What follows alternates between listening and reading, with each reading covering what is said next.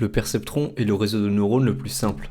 C'est un algorithme de classification binaire, c'est-à-dire qu'il va déterminer si un point se trouve dans la première ou la seconde classe. A noter qu'il ne fonctionne pas pour un ensemble de points qui n'est pas linéairement séparable. Donc dans notre exemple, nous avons à droite les points qui appartiennent à la classe 1 et à gauche les points qui appartiennent à la classe -1. Donc elles sont représentées par deux variables, x1 et x2. Donc ces variables peuvent être par exemple des mètres, des kilos ou n'importe quoi d'autre. Et on veut chercher une droite qui sépare linéairement ces points. Donc par exemple cette droite-là ou cette droite-là. Une fois qu'on a trouvé notre droite à l'aide de l'algorithme du perceptron qu'on va voir après, si on a par exemple des nouveaux individus, par exemple ces deux points-là, on pourra déterminer que cet individu-là appartient à la classe 1 et cet individu-là appartient à la classe -1. Ces classes-là peuvent être soit -1 ou la classe 1. Donc maintenant, on va voir le neurone du perceptron. Donc, comment ça marche? On a W0, donc le biais, auquel on ajoute x1 fois W1 plus x2 fois W2.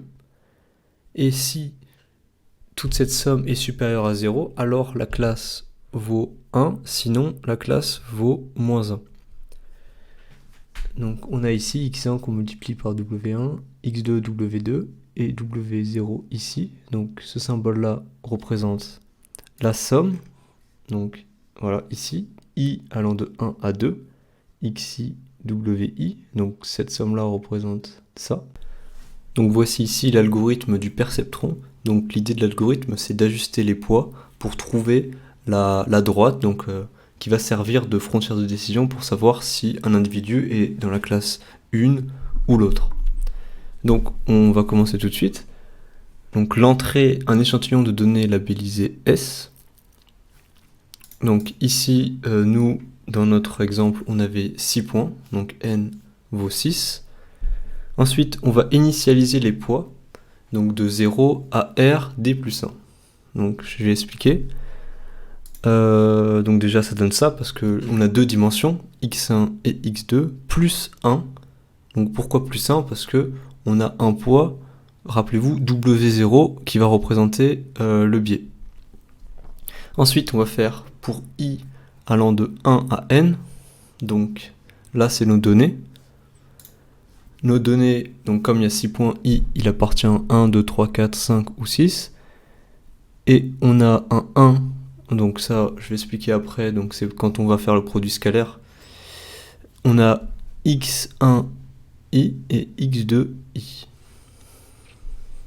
Donc pour tous ces points, si yi, produit scalaire de w par xi, est inférieur ou égal à 0, alors on va ajuster les points.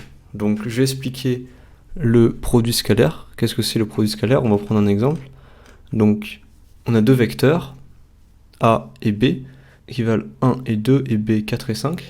Donc un produit scalaire, ça s'écrit comme ça, A et B.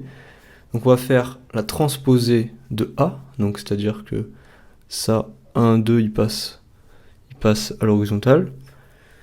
Et on va faire à présent le produit matriciel, donc ça va donner 1 fois 4 plus 5 fois 2.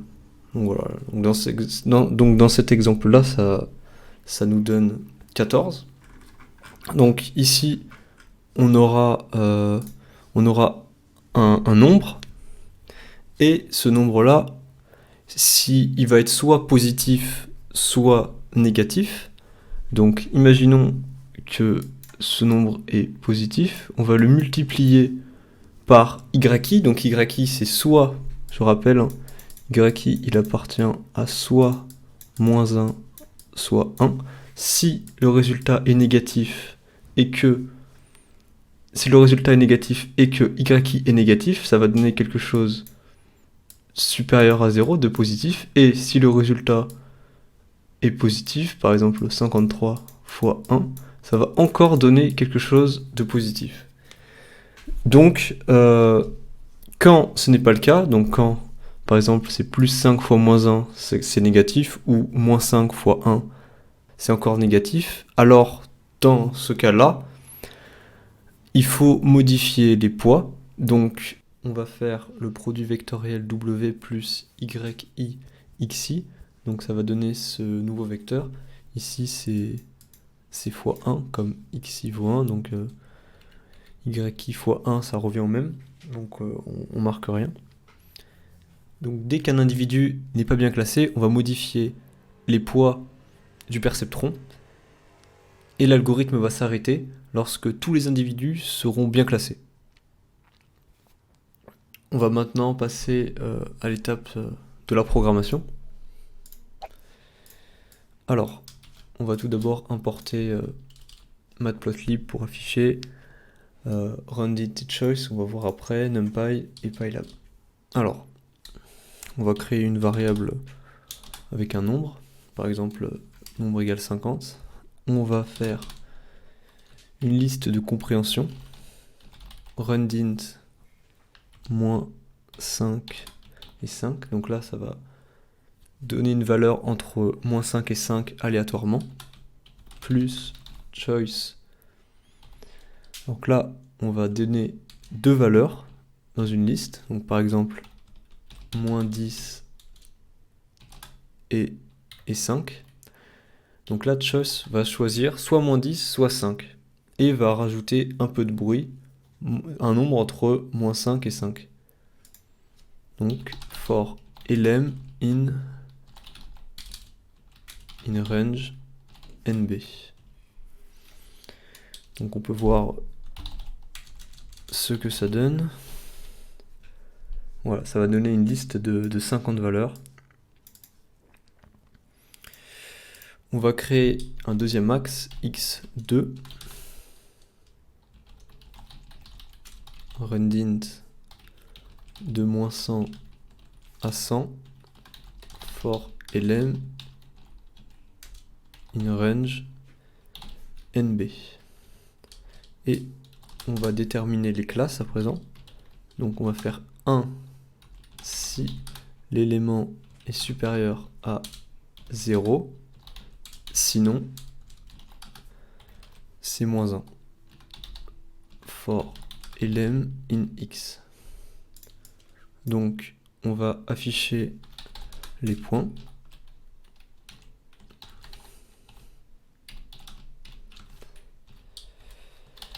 plt.show. Donc on a des points en x2 allant de moins 100 à 100. Et en x, on a des points qui prennent soit comme valeur 5 au début ou moins 10, et auquel on a rajouté du bruit, donc allant de moins 5 à 5, et là pareil, moins 5 à 5. Donc là l'idée, c'est qu'on a fait une frontière de décision à partir de 0, donc tous les individus là sont dans la classe 1, et tous ceux-là sont dans la classe moins 1. Donc on va coder le perceptron. Donc on va coder le poids, donc on va faire un tableau numpy.array 0, 0, 0. Donc exactement comme dans l'exemple qu'on a vu. On va créer une variable booléenne qu'on va identifier à true. While bool égale, donc ça veut dire tant que cette variable booléenne égale à vrai, donc c'est l'équivalent à ça. For i in range len de x, donc tous les points. xi égale numpy.array 1, donc pour multiplier par w0 pour bien donner le biais, xi et x2i, et on les met en type float. Donc là, ça va donner première valeur de x, première valeur de x2, si i vaut 0 bien sûr. Ensuite, donc là on va parcourir les 50 individus. Et pour les 50 individus, chaque individu est caractérisé par deux variables, x et x2. Si yi fois np.dot, donc c'est le produit matriciel w fois xi, si c'est inférieur ou égal à 0, ça veut dire que l'individu n'est pas bien classé, donc on va devoir ajuster les poids. Donc for i2 in range len de w de i2 plus égal à yi fois xi de i2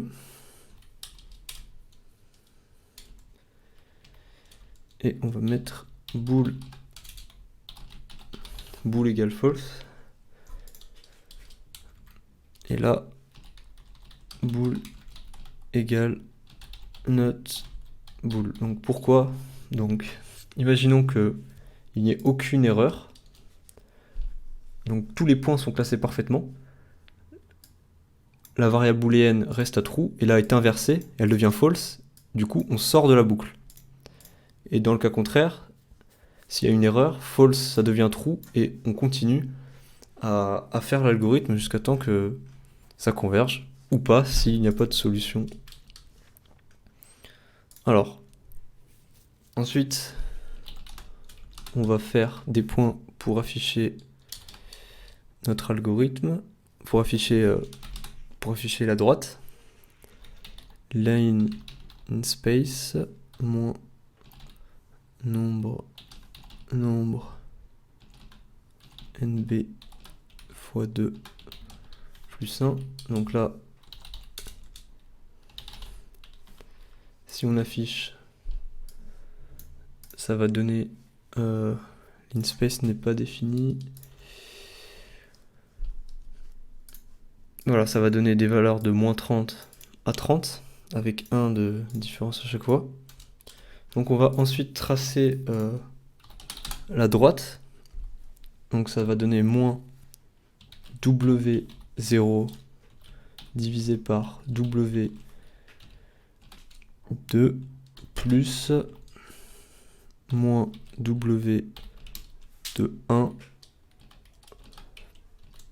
fois A divisé par W2. Donc pourquoi ça? Je vais vous expliquer juste après. plt.plot A et Y. On va mettre en rouge. Et là, on va enlever point .show et on va l'afficher. plt.show.